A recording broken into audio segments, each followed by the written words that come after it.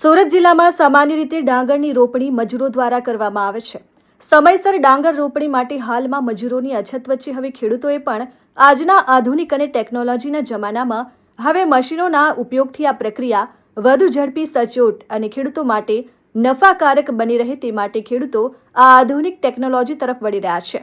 ત્યારે ઓલપાડ ખાતે 3 આધુનિક ડાંગર રોપણીના મશીનોનું ડેમોન્સ્ટ્રેશન આયોજન યસ એગ્રી ઇક્વિપમેન્ટ દ્વારા કરવામાં આવ્યું। આ ડેમોન્સ્ટ્રેશનમાં 2 પ્રકારના મુખ્ય મશીનો દર્શાવવામાં આવ્યા છે। આ મશીનની મદદથી એક જ દિવસમાં 25 થી 100 વીઘા જેટલા મોટા વિસ્તાર માટે ડાંગરનું ઘરોની રોપણી કરાય છે। આ મશીનની મદદથી એક જ દિવસમાં 25 થી 100 વીઘા જેટલા મોટા વિસ્તારમાં ડાંગરનું ધરોની રોપણી કરાય છે। આધુનિક રોપણી મશીન દ્વારા માત્ર 1 થી 1.5 કલાકમાં 1 વીઘા જમીનમાં રોપણી થઈ જાય છે। એક જ દિવસમાં ખેડૂતો 100 થી 15 વીઘા જમીનમાં રોપણીનું કામ પૂર્ણ કરે છે। નવા મશીનોમાં જીપીએસ સિસ્ટમ લગાવવામાં આવી છે, જેનાથી મશીન એકદમ સીધી લીટીમાં ચાલે છે અને મજૂરો કરતાં પણ વધુ ચોકસાઈથી રોપણી કરે છે। યસ એગ્રી ઇક્વિપમેન્ટના નામે હું કંપની ચલાવું છું। મારી કંપનીમાં ડાંગર કાપવાના મશીનને તો અમે સોલ્યુશન બરાબર કર્યું હતું, પણ આ વર્ષે અમે ડાંગર રોપવાના પણ મશીનો લાવ્યા છે, જેમાં મેન્યુઅલી ફૂલ્લી ઓટો સ્ટેરિંગવાળું જીપીએસથી જે ચાલે અને વોક બિહાઇન્ડ જે પાછળથી પકડીને ચાલી શકે એ ટાઈપનું પણ મશીન લાવ્યા છે। એટલે દરેક વર્ગને અનુકૂળ પડે એ ટાઈપના મોડેલો લાવ્યા છે અને એની અંદર પણ સરકારની સબસિડી અવેલેબલ રહેશે। અત્યારે આપણે જોઈએ છે તો મજૂરોને ડાંગર રોપવાની ખેડૂતોને ઘણી તકલીફ છે।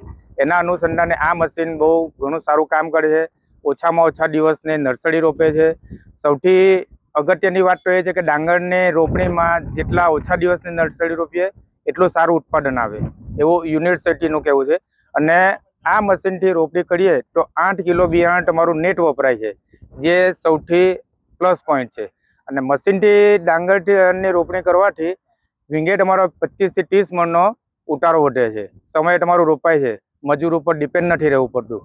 એટલે સમયની જે માંગ છે એનો અનુસંધાનમાં અમે અમારી કંપની આ મશીનો લાવી અને ખેડૂતની સેવા માટે હાજર કર્યા છે। ડાંગર રોપણીના આધુનિક ટેકનોલોજીનો ઉપયોગ કરીને જીપીએસ સિસ્ટમથી બનાવાયો છે, જેનો લાભ ડાંગર રોપણી ખૂબ જ સરસ રીતે કરાય છે।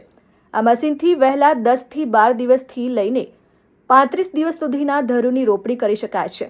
પરિણામે ઉત્પાદનમાં 100 થી 15% જેટલો વધારો જોવા મળે છે। આ મશીનની બજાર કિંમત અંદાજે 12 થી 13 લાખ રૂપિયા છે, પરંતુ સરકાર દ્વારા ખેડૂતોને આ મશીન ખરીદવા પર 50% સબસિડી આપવામાં આવે છે, જેથી તે ખેડૂતોને પરવડે તેવા માટે લાભ ઉપલબ્ધ થાય છે।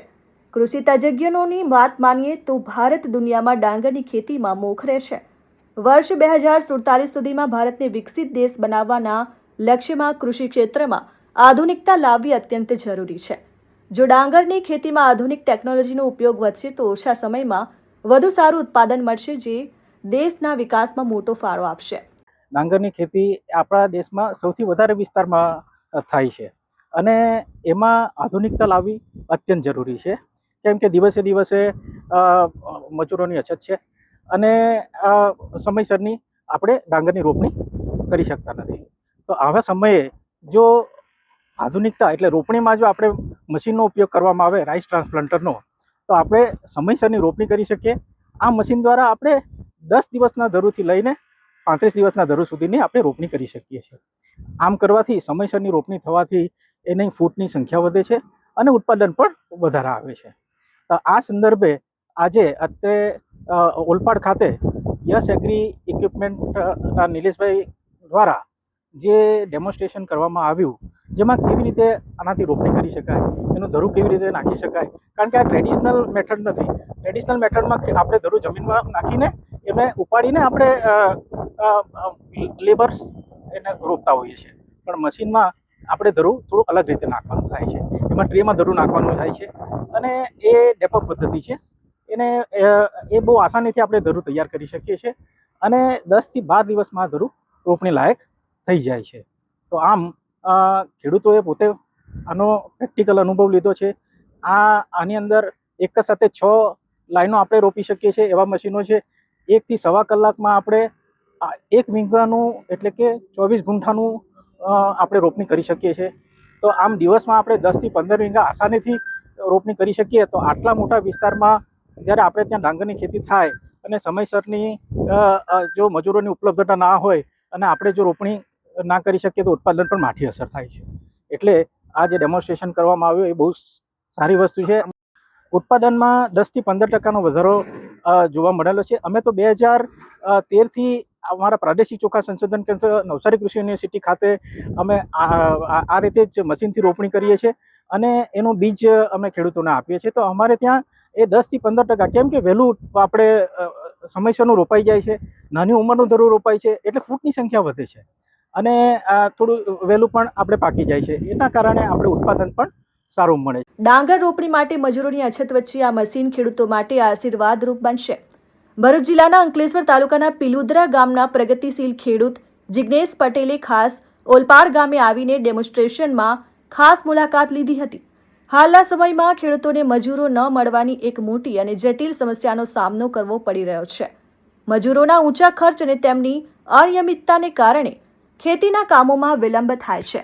આ ડેમોન્સ્ટ્રેશનમાં તેમને જોવા મળ્યું કે મશીન દ્વારા રોપણી કરવાથી ખેડૂતોને અનેક ફાયદા થઈ શકે છે.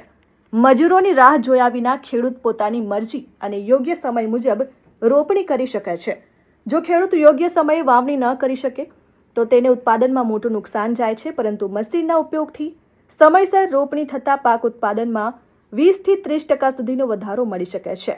અમે અહીંયા એકચ્યુઅલી અમને આમંત્રિત કરવામાં આવ્યા છે યસ એગ્રીકલ્ચર તરફથી અને અમે એનો અહીં એક ડેમોન્સ્ટ્રેશન રાખ્યું હતું એટલે એને જોવા માટે જ ખાસ આવ્યા છે. કારણ કે સમસ્યા ઘણી જટિલ બનતી જાય છે લેબરોને લઈને. એટલે અમે અહીંયા છોડથી છોડનું કેટલું અંતર કેવી રીતે રોપાય છે એના માટે જ અમે અહીંયા જોવા માટે આવ્યા છે. કેવું લાગ્યું તમને? સમયની માંગ જોતા તો એવું લાગે છે કે સારું છે, સમયસર રોપણી થઈ જશે અને એની સમયસર રોપણી થવાના કારણે ઉત્પાદનમાં પણ લગભગ 20 થી 30% ફાયદો ખેડૂતોને થઈ શકે છે. લેબરની સમસ્યામાં જે એગ્રીકલ્ચરની અંદર જે પહેલાં જે સમય હતો એની કરતાં યુગ બદલાઈ રહેલો છે. અદ્યતન જમાનામાં અમે પણ ટેકનોલોજીની સાથે જવા માંગીએ છીએ. કારણ કે અમારી ઈચ્છા મુજબ જે અમે જ્યારે નક્કી કરીએ ત્યારે ખેતીમાં સમયસર માણસો મળતા નથી. એટલે આ ટેકનોલોજીનો ભરપૂર ઉપયોગ કરીને ખેડૂતો એમનું ઉત્પાદન પણ વધારી શકે, સમયસર રોપણી કરી શકે અને એ પેદાવારથી ખેડૂતો પણ આર્થિક રીતના સદ્ધર થઈ શકે. ડિફરન્સમાં એવું છે કે કૃષિ યુનિવર્સિટી પ્રમાણે એક એનું માપદંડ હોય છે કે ભાઈ 1 સ્ક્વેર મીટરની અંદર 33 થી 35 છોડ હોવા જોઈએ. જે લેબરો ખરેખર નથી એટલા પ્લાન્ટેશન મળતા, એને લીધે સૈનિક જ ઓછા પડે એમ કહેવાય, તો એ ઉત્પાદન સ્વાભાવિક છે કે ઓછું થાય. બીજું કે અહીંયા 15 થી 18 સેન્ટીમીટરનું જ ધરુવાળિયું રોપવામાં આવે છે અને એ પણ 15 થી 16 દિવસનું. પેલામાં એવું પણ થાય છે કે એક્સપાયર ડેટ જે કે 50 દિવસનું પણ ઘણા લોકો ધરુવાળિયું રોપતા હોય છે, એને લીધે ઉત્પાદન એને ખરેખર લોસ જાય છે.